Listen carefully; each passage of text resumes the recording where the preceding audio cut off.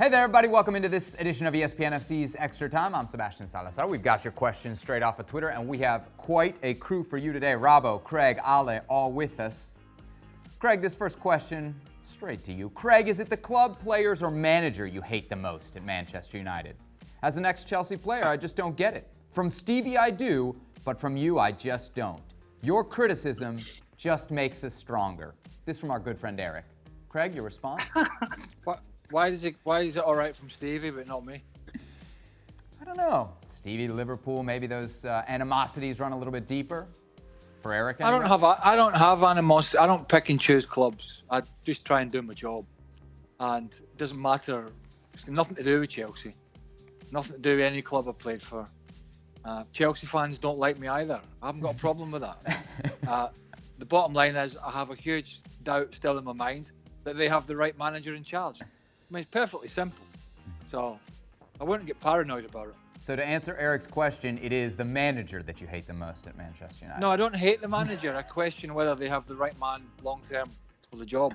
There's no hatred involved. Seb, by now you should know that Craig does not discriminate with animosity. He has animosity towards everybody. Yes. Including us. Yes. I share the animosity. It's not personal animosity. Okay. It's just animosity. That's good. In fact, I am feeling some animosity towards you at the moment, Seb. Okay. Well, I was thinking that it wasn't towards me, because as you just said, it's to everybody, but now it is kind of towards me, and I feel self-conscious about it. Rank these Serie A strikers from best to worst. Immobile, Lukaku, Ilicic. Robbo? I'm going to go with, at the moment, Lukaku. Because I think he's had a great season. I think he's looking top class. He's much better with his back to goal. He's looking like a proper player with his link up with Martinez. So I'm going to go with him at the top.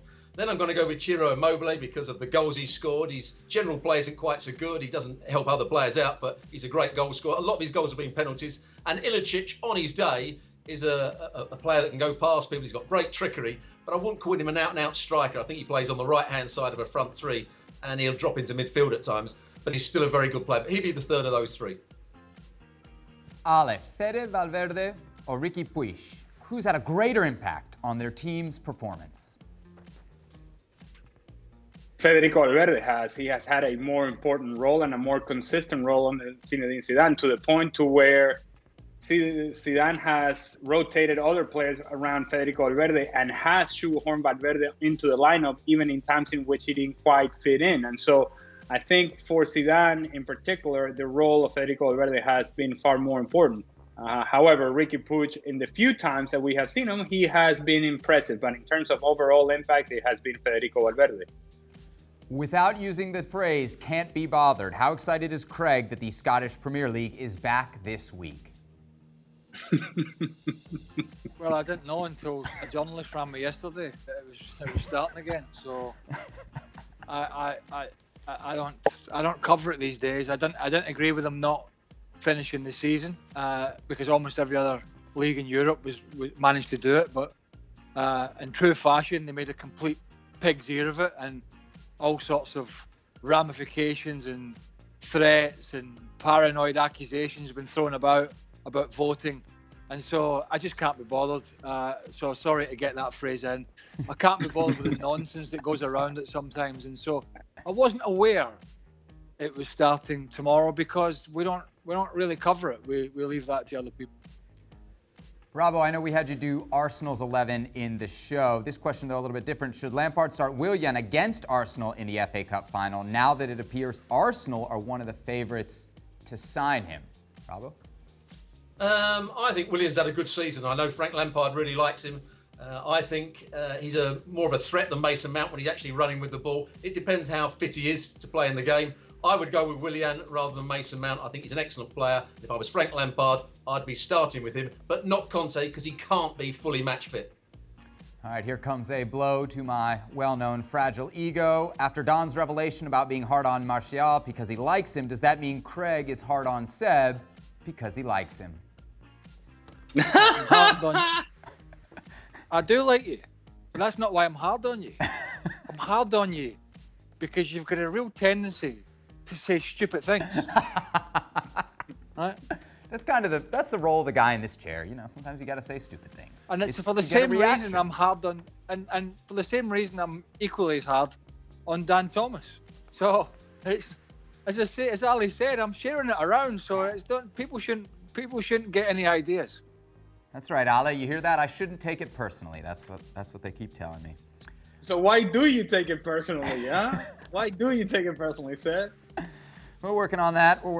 Some of the things that we advanced in the quarantine. Pearson asks, if you add up Robbo's club goals, 23, plus Craig's club and international goals, 37, plus 3, and then you add Ale's international goals, 3, you get, Craig, the number 66. Good math. Prominent. Good math. Yeah. Look at that. And that's further proof that Man United have stagnated.